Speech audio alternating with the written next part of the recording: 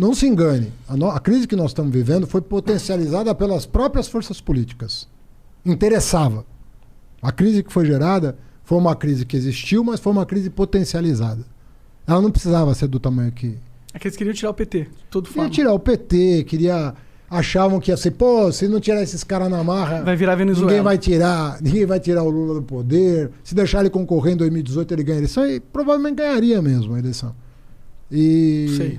Tenho minhas dúvidas. Mas ele seria mais... Desculpa falar, mas seria um candidato mais forte que você, não? Mas é evidente que seria. Tanto é que eu era advogado dele para ele ser. Hoje em dia você ainda é?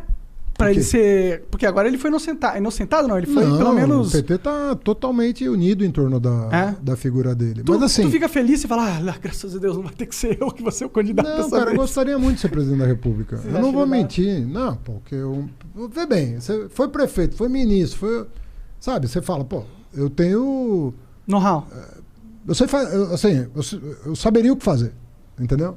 Então, eu tenho um projeto na cabeça, eu tenho um país na cabeça, né? E é óbvio, você perguntar para um político se ele quer ser presidente da República, vai dizer que sim, pô. Então ele vai estar mentindo. Claro. Vai perguntar para um cardeal se ele não quer ser papa. Você perguntar pro futebol se quer ser o maior artilheiro da Copa? Claro que quer quer. dizer, é natural, como você tem um podcast aqui que bombou maior, e você quer subir mais ainda. Sim. Então, é natural querer as coisas. Claro. Agora, você tem que saber ter um momento, né? Eu não era nem para ser vice na chapa do Lula. Quem que era para ser? Eu cheguei eu pessoalmente batalhei muito pro Jacques Wagner, governador da Bahia, ser o vice do Lula, que era o que o PT queria, e ele não aceitou. E quando o Ciro se reuniu comigo e chegou a mencionar que o sonho dele era me ter de vice na chapa, eu falei, para você ser presidente, você vai ter que ser vice do Lula. Porque só se ele for impedido que você vai poder representar esse campo. E ele não topou. Então aquilo foi uma conjuntura muito específica. É obviamente que, como deu certo, num certo sentido, eu não ganhei a eleição, mas eu fui para o segundo turno com 13 candidatos. Só foi 2 para o segundo turno, eu e o Bolsonaro. É que o PT é muito forte no Brasil, né? O PT é forte, mas não é... Sim, modéstia à parte, não é só o PT, porque se você botar um candidato... O PT teve 1 milhão de candidatos a prefeito, a governador e tal. Eu acho que deu um pouco certo, deu uma liga boa, né? Tanto é que foi uma campanha bonita, sobretudo no segundo turno. Eu, me emocionei muitas vezes, pela liga, né, que acabou dando. Então é natural, pô. Se o Lula não pudesse ser, eu falei, não, eu acho que o Lula tem que ser, porque eu conheço os processos que foram anulados, e aquilo é ridículo. Os processos são ridículos? Ridículo. Os de Curitiba, ridículos. Mas e aquela parada de esses processos terem sido anulados em base de provas ilegais? Não foram. Porque o hack não é uma prova ilegal? É. Então, não foram anulados baseados nessas provas? Não. Não? Não. Mas você poderia usar essas provas ilegais. Você não pode usar uma prova ilegal para condenar alguém. A lei te impede. Uma prova ilícita... Mas isso no mundo inteiro? Ou é só no Brasil? Estou falando do Brasil. Entendi. Tanto é que a Operação Lava Jato queria que provas ilegais pudessem ser usadas. Queria? Queria. Não faz sentido pra mim. Eu acho que provas ilegais são provas ilegais. Se você dá um incentivo para que provas ilegais possam ser usadas, você incentiva o crime, né? Exatamente. Então, o Dallagnol, por exemplo, que era o chefe da Força Tarefa, chegou a fazer um projeto de lei, aquelas 10 medidas. Uma delas era que provas ilegais pudessem ser usadas para condenar. E isso não passou no Congresso. Porque o Congresso entende que provas ilegais até podem ser usadas judicialmente, mas em benefício do réu. Ou seja, se você obteve uma prova ilegal, mas está comprovado que aquilo tem veracidade e aquilo inocenta alguém, não faz sentido condenar. Se inocenta. Mas isso é uma interpretação esse lance de poder usar para defender, é uma interpretação do juiz. Made in Brasil, né? Juiz. Porque no mundo inteiro não é assim que se entende. Ou não, uma prova pode ser usada para absolver, mesmo que... Uma prova ilegal pode ser usada... Lá nos Estados Unidos, se tiver uma prova ilegal, os caras podem usar para absolver? Eu não vou dizer de um país específico que eu não sei, mas eu sei que em vários lugares pode. Entendi. Para absolver pode. Entendi. E em vários lugares para condenar também. Em alguns países para condenar também. Sim. Mas sabe o que me parece? E desculpa, eu sei que você é do PT, o caralho, mas me parece que o STF meio que fez um jogo todo pra conseguir realmente inocentar o Lula pra ele poder virar uma carta nesse novo jogo político. Vamos fazer uma conta, então. Tá. Aceito a provocação. Quem deu o voto decisivo para o Lula recuperar os direitos dele? Foi o cara que o Bolsonaro colocou, não foi? Não. Quem? O cara que o Bolsonaro colocou votou contra o Lula. Ah, é? É. Pô, que bom, né? Se eu sou Faria o muito Bolsonaro, sentido, né? eu tô pensando que bom. Ué, eu não sei se ele votou por causa do Bolsonaro ou porque ele estava convencido. Se for por causa do Bolsonaro, ele errou. Se for porque ele estava convencido, ele Tudo acertou. bem, é. Quem deu o voto decisivo foi a pessoa que votou sistematicamente contra os interesses do PT ao longo dos últimos 10 anos. Foi a Carmen Lúcia.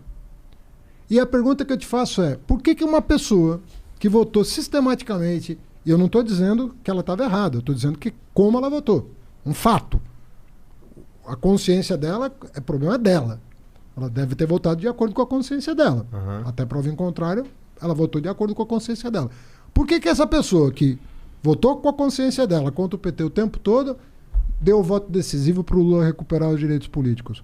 Porque era escancarada a maneira como o Moro se comportou em relação ao Lula. Você não pode grampear o advogado do réu. Você não pode induzir uma testemunha. Você não pode pedir para trocar o procurador porque o procurador não está tendo um bom desempenho. Você não pode fazer isso. Você não pode divulgar uma delação premiada que nem o Ministério Público aceitou, faltando 6 dias para a eleição. Você não pode fazer isso como juiz. Porque se for o teu time de futebol que estiver em campo, você não vai aceitar um juiz se comportar assim. Por que com o Lula você vai aceitar? Não, com certeza. Esse é o lance. Não, eu até nem disputo essa parada, sabe? Mas é que a gente vive no Brasilzão, né? E o Brasilzão é o país das exceções, a gente tá ligado? eu concordo com você que a gente fica muito inseguro no Brasil, assim. O Afinal Lula de contas, teve... o que está por trás? A gente fica inseguro no Brasil porque, assim, o que a gente queria? A gente quer uma justiça que diga o seguinte: errou, vai pagar. Não errou, vou inocentar. Mas não é o que a gente tem.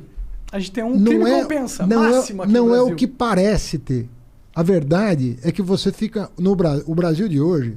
Eu falo como cidadão aqui, não estou querendo ofender nem juiz, nem ministro, nada disso. Mas o que eu sinto da parte da sociedade, e é um sentimento que eu tenho também, portanto eu comungo desse mesmo sentimento, é o seguinte: a gente não tem a segurança de que os poderes estão cumprindo os seus deveres na forma da lei.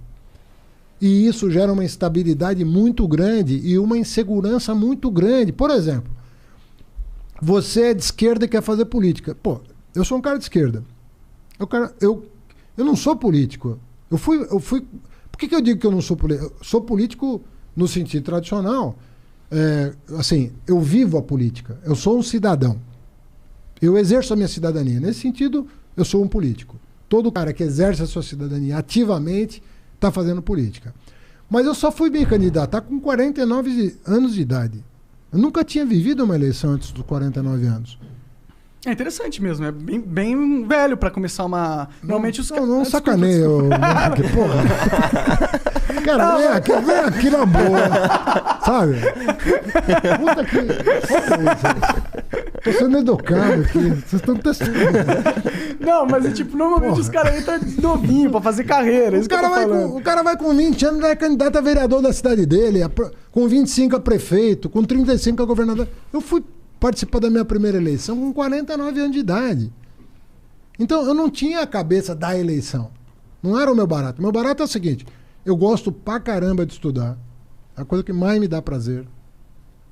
Não tem um dia que eu não leia alguma coisa. Não tem dia... Não existe isso na minha vida. O que você tá lendo aí de bom? Puta, cara, se falar, você vai...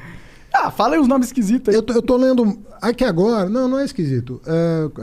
É que quando você estuda ciência, você, em geral, você não está lendo os livros da moda, vamos dizer assim.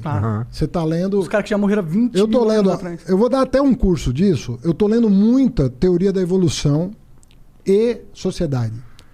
Tem uma literatura forte de teoria da evolução, com base no Darwin, mas é que o Darwin passou muito tempo, muita coisa veio depois dele.